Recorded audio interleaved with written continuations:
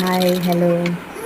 இன்றைக்கி நம்ம இந்த ப்ளவுஸில் நெக் பேட்டர்ன் ஸ்டிச் பண்ணி லைனிங்கோடு ஸ்டிச் பண்ணி அந்த லைனிங்கை பல்டி பண்ணி அதை நம்ம எப்படி செட் பண்ணி ஸ்டிச் பண்ண போகிறோம்னு காமிக்கிறேன். பாருங்க, லைனை நம்ம அந்த நெக் பேட்டர்னை அடிச்சிட்டோம்.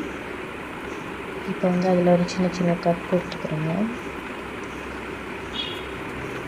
அப்போ தான் நீங்கள் பின்னாடி திருப்பி பண்ண போகும்போது உங்களுக்கு ஈஸியாக இருக்கும். அந்த இடம் நல்லா ஃபோல்ட் ஆகி அந்த டிசைன் கரெக்டாக உங்களுக்கு அப்ளை ஆகும்.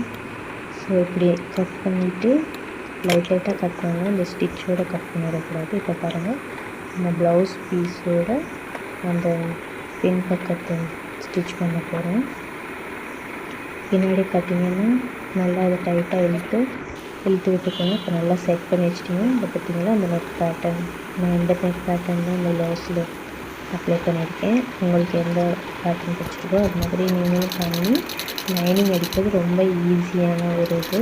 அப்போ உங்களுக்கு பின்னாடி உங்களுக்கு எல்லாமே கரெக்டாக செட்டாக இருக்கும், ஃபினிஷிங் கரெக்டாக இருக்கும்.